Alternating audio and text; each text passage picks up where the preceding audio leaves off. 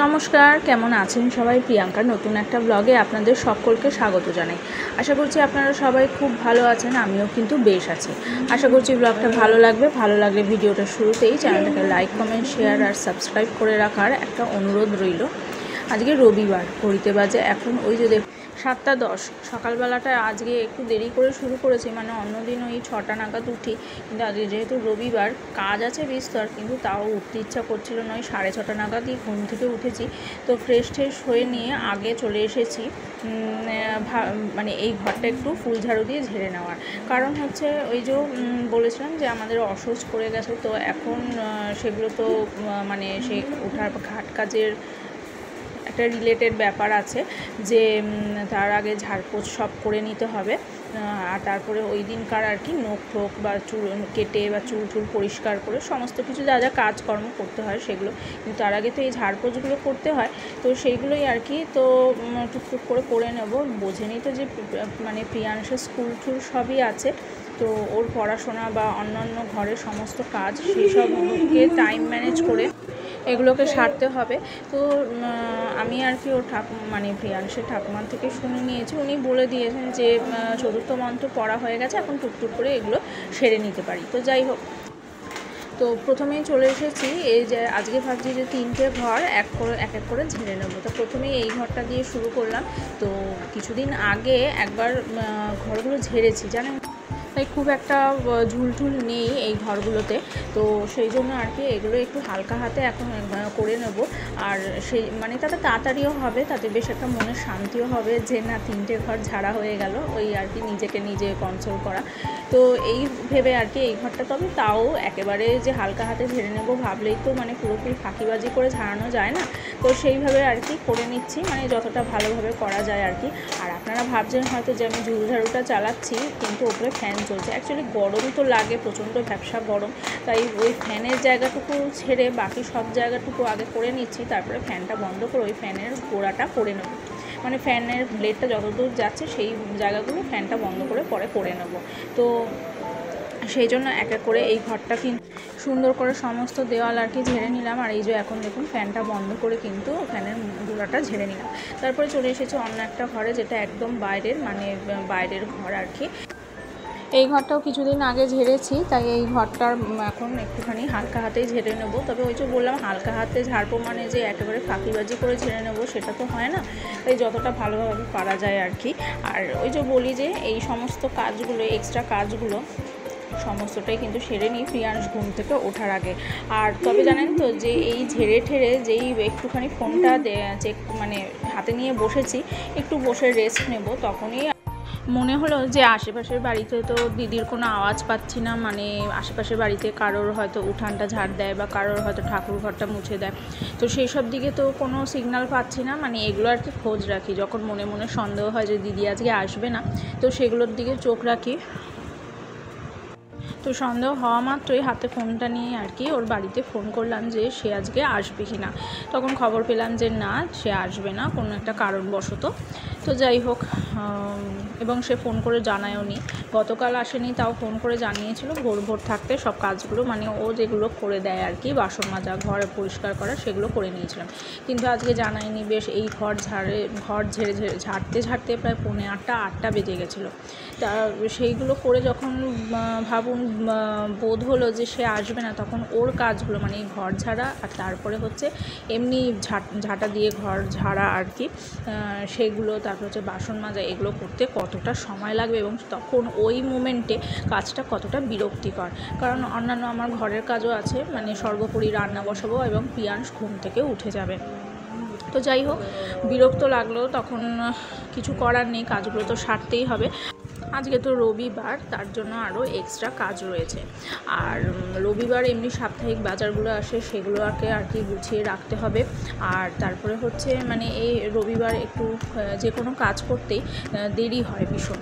তো আরও একটা জিনিস হচ্ছে, সকালবেলা ঘুম থেকে উঠেই কিন্তু আমি ওই যে বললাম যে আমাদের অশৌচের জন্য যে ঝাড়পোছ করা শুরু করতে হবে, তার জন্য কিন্তু আমি আগে এই ঘর ঝাড় দেওয়া এতে হাত দেওয়ার আগেই আমি উঠে মানে ঘরের দরজার পর্দাগুলো আর ওয়াশিং মেশিন, এই মাইক্রোওভেনের কভার বা হাত মোছার তোয়ালে টলে এগুলো আর কি ভিজিয়ে রেখেছিলাম। তো সেগুলো তো কাচতে হবে। তো ওই দিককার কাজ শেষ করে যে 3টে ঘর ঝাড়বো বলেছি, 2টো ঘর তো ঝাড়া হলো, আর আরেকটা ঘর ঝাড়বো আমার বেডরুমটা, কিন্তু ওটা প্রিয়াংশ ঘুম থেকে ওঠার পর।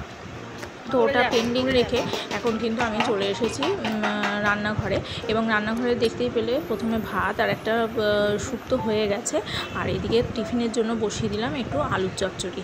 আর এদিকে সেটা বসাতে দেখি প্রিয়াংশ বাবা যে ঘুম থেকে উঠে গেছে। ও ঘুম থেকে উঠে ওর যেটা মর্নিং রুটিন, খালি পেটে প্রথমে 1 গ্লাস জল খাওয়া, তারপরে একটু কিছুক্ষণ পরে ব্রাশ করা, তারপরে ঘুম থেকে উঠেই তো ও যেহেতু ওর কনস্টিপেশনের সমস্যা আছে তার জন্য একটা কলা, সেগুলো আর কি রুটিন ফলো করা হয়ে গেছে। তো ওইদিকে হচ্ছে আলু চচ্চড়িটা গ্যাস সেম করে ঢাকা দিয়ে বসানো, কারণ আলুটা নরম হতে দেওয়ার সময় দিতে হবে, সেই জন্য ওইভাবে বসিয়ে আমি চলে এসেছি। আমার রুমটা এখন একটু করে নেবো, মানে ফুল ঝাড়ু দিয়ে ঝেড়ে নেবো। আর এদিকে টুক করে চশমাটা পরার কথা মনে ছিল না, পরে নিলাম, কারণ হচ্ছে ওই যে আমার মাইনাস পাওয়ার, সেই জন্য আর কি দূরের ঝুলগুলো আর কি দেখতে পাবো না। যদিও আমি ঘরগুলো বললাম যে কিছুদিন আগে মানে আষাঢ় মাসেই ঝেড়েছি, তো সেই জন্য খুব একটা নোংরা নেই, কিন্তু তাও ওই আর কি মানে হালকা হাতে করব, মনে করলেই তো আর সেটা হয় না, যখন করব তখন সেটা যে কোনো কাজই ভালোভাবে করব। তো সেই জন্য আর কি আমার ঘরটা এখন একটু বেশ ভালো করে ক্লিন করে নিচ্ছি। আর ওইদিকে কিন্তু রান্না হয়ে চলেছে। আর এইদিকে কিন্তু একটা জিনিস, মানে যেহেতু দিদি আজকে আসেনি এরকমভাবে, তো এই দিককার এই কাজগুলো সারতে কিন্তু আমার ঘর ঝাড়াটা, মানে এমনি ঘর ঝাড়াটা কিন্তু আলটিমেটলি হয়েছে সেই 12:30টার পর। তো স্নানও করেছি প্রায় 2টোর সময়, মানে আজকে ভীষণ দেরি হয়ে গেছিলো। তো এই কাজগুলো করতে করতে বেশ কিছু পুরনো কথা মনে পড়ে যায়। সেটা হচ্ছে যে যখন প্রথম আমি মানে বিয়ে হয়ে আসি, তখন এই কাজগুলো কিছুই পারতাম না, মানে সংসারে থাকতে গেলে যে এই সমস্ত কাজ করতে হয়, সত্যি কথা বলতে কোনো নলেজ ছিল না, কারণ বিয়ের আগে পড়াশোনাটা সদ্য শেষ করে আর কি বিয়েটা করেছি। এবার তখন সেরকমভাবে মানে তখন ভাবতাম যে না, পড়াশোনাটাই ব্যাপার, একটা জীবনের একটা ফ্যাক্ট, এগুলো যে কোনো কাজ বা পরবর্তীকালে এগুলো যে আমার কাজে আসবে সেগুলো আমি ভাবিনি। আর এর জন্য এককালে প্রচুর মানুষের প্রচুর কিছু কথা মানে কি বলবো ডাইজেস্ট করতে হয়েছে। তো যাই হোক, তবে একটা জিনিস যে ডাইজেস্ট করে তখন খারাপ লেগেছে, এবং সেই খারাপ লাগাটা এখনও একটু আছে বই তো নয়, কিন্তু তার সাথে কিন্তু আমি এখন এই কাজগুলোকে ভালোবেসেও করতে শিখে গেছি। এই যে ধরুন এই কাজগুলো এখন সত্যি কথা বলতে গরমে প্রচণ্ড কষ্ট হচ্ছে। আর এদিকে ফ্যান এই সময়টা মানে এই ঘরটা করার সময় ফ্যানটা বন্ধ, প্রিয়াংশ এসে বসে রয়েছে, তো আমি ওকে বারবার বলছি যে যা ফ্যানটা বন্ধ, অন্য ঘরে গিয়ে বসার, মাথার মধ্যে ঝুলগুলো পড়বে, কিন্তু ও তো এখানেই বসে রয়েছে। তো যাই হোক, এই গরমের মধ্যে কষ্ট করে এই কাজগুলো যে এখন করছি, এগুলো কিন্তু এখন বেশ ভালো লাগা থেকেই করছি। তো সেটাই ভাবি যে এককালে অনেকের অনেক কিছু কথা ডাইজেস্ট করেছি, কিন্তু এখন কিন্তু নিজের কাজ নিজেই বেশ পরিপাটিভাবে সামলে নিতে পারছি। আর দেখতে কিন্তু আমার ঘরটা মানে গল্প করতে করতে ফুল ঝাড়ু দিয়ে ঝাড়া হয়ে গেছে। এবার ঘরটা এমনি ধুলোটা ঝেড়ে নিলাম, তারপরে চলে এসেছি আবার রান্নাঘরে। আলুর তরকারি হয়ে গেছে, এবার বসিয়ে দিচ্ছি একটু আলুর দম। এবার আলুগুলো ভেজে যেরকমভাবে আপনারা করেন আমিও সেইভাবে করলাম।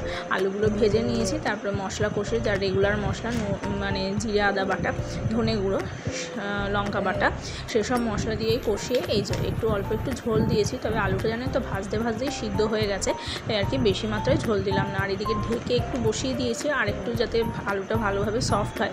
আর ওই যে বললাম দিদি আসেনি, তাই রান্না করতে পাশাপাশি কিন্তু ব্রেকফাস্টের অনেকগুলো বাসনই জমেছে বেসিনে, তো সেগুলো এখন মেজে নিচ্ছি। তো আর এদিকে প্রিয়াংশ কিন্তু খেলছে। তো সকালবেলাটা আজকে ওকে নিয়ে একটু বসতে পারবো না মনে হয়, কারণ ওই যে বললাম আমি তো স্নান টান করে মানে নিজের কাজ শেষ করে ওরও স্নান হয়ে গেল, ওকে নিয়ে একটু বসি, ওর ওই অকুপেশন থেরাপির কাজগুলো সারতে, কিন্তু আজকে মনে হয় আর পারবো না। ওই যে বললাম 2টো বেজে গেছে স্নান করতে। তো যাই হোক, এগুলো না সারলেই নয়।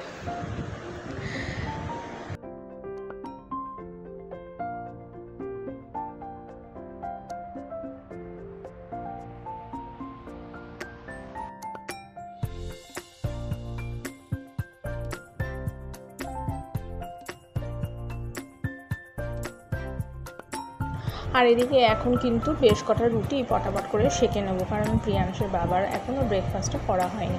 তো যাই হোক ঠাকুমাও করবে, সেই জন্য কটা রুটি মানে তরকারি হয়ে গেছে। আর এদিকে রুটিগুলো সেঁকে নিয়ে কিন্তু তারপরেই ওরা ব্রেকফাস্টটা সেরে নেবে।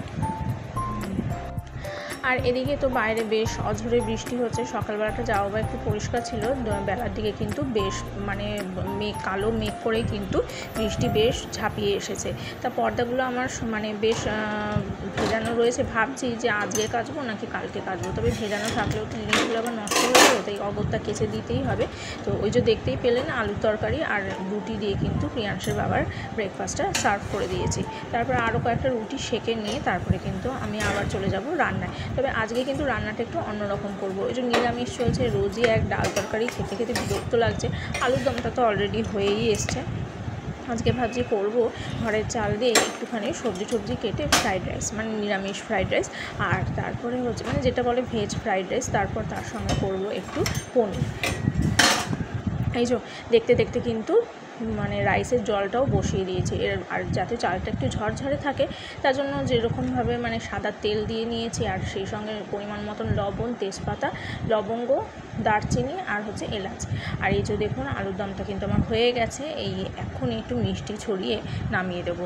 তবে যে মিষ্টি ছড়ানোর আগে আমার প্রিয়াংশবাবুর জন্য, ওর যেহেতু হোয়াইট সুগার বারণ, তাই আর কি ওর জন্য কিন্তু আলাদা একটু তুলেও রেখেছি। এই যে দেখেছেন আমার আলুর দমটা কিন্তু হয়ে গেছে, দেখতে বেশ ভালো লাগছে না? আর এদিকে দেখুন রাইসটার জলটা ফুটে যাওয়ার পরে আমি কিন্তু ভেজানো চালটা দিয়ে দিয়েছি, আর তারপরে কিন্তু সবজিগুলো কেটে নিচ্ছি। আগে এই মানে ফ্রাইড রাইসের জন্য যে সবজি কাটবো সেটা কাটতেও মনে হতো যেন মানে কত প্রজন্মে মানে যুগ যুগ ধরে করে চলা একটা কাজ, মানে খুব কঠিন কাজ মনে হতো, এত ঝিরিঝিরি করে এই যে গাজর ফাজর কাটা। তবে এখন এগুলো বাই হাতকা খেল হয়ে গেছে। ওই যে প্রিয়াংশের স্কুলের লাঞ্চ বক্সে মাঝে মাঝে ছিলা বা চিড়ের পোলাও এসব দিই, সেই সময় এই গাজর, বিনস, ক্যাপসিকাম এগুলো অ্যাড করে দিই, সেই জন্য এইগুলো কাটা এখন ওই যে বলছি বাই হাতকা খেল হয়ে গেছে। আর ওইদিকে দেখতে দেখতে কিন্তু আমার ফ্রাইড রাইসটাও হয়ে গেছে, আর শুধু বাকি পনির তরকারিটা। তবে এরই মধ্যে আমার কিন্তু চাদরগুলো কাচা হয়ে গেছে। সকালে যেগুলো মানে কেচে দিয়েছিলাম শুকিয়ে গেছে, সেগুলো আর যেগুলো শুকায়নি সেগুলো কিন্তু এই পিছনের দড়িতে করে দেবো, কারণ আকাশটা দেখছেন বেশ কিন্তু কালো হয়ে এসেছে। তো পর্দাগুলোকে মেলে দিচ্ছি, আর সেই সঙ্গে শুকনো জামা কাপড়গুলো এখন তুলে নিয়ে ঘরে চলে যাব। সকালবেলা যখন খবর পেলাম যে কাজের দিদি আসবে না, তখন কিন্তু মাথায় বেশ বজ্রাঘাতই পড়েছিল। তবে দেখুন ঈশ্বরের কৃপায় কিন্তু সময় মতনই আমার কাজগুলো সব গুছিয়ে পরিপাটি করে করাও হয়ে গেছে। আর তারপরে কিন্তু প্রিয়াংশকে নিয়ে একটু বসেও ছিলাম, মানে একটু আর্ট ক্রাফট করাচ্ছিলাম। তারপরে এই যে মাঝারে স্নান টান করে নিয়ে একটু রেস্ট নিয়ে খাবার নিয়ে বসে পড়েছি, পনির, আলুর দম আর ফ্রাইড রাইস, আর একটু বেগুনিও নিয়েছিলাম। ভিডিওটা এই পর্যন্ত থাক, যদি ভালো লাগে চ্যানেলটাকে অবশ্যই লাইক, কমেন্ট, শেয়ার, সাবস্ক্রাইব করতে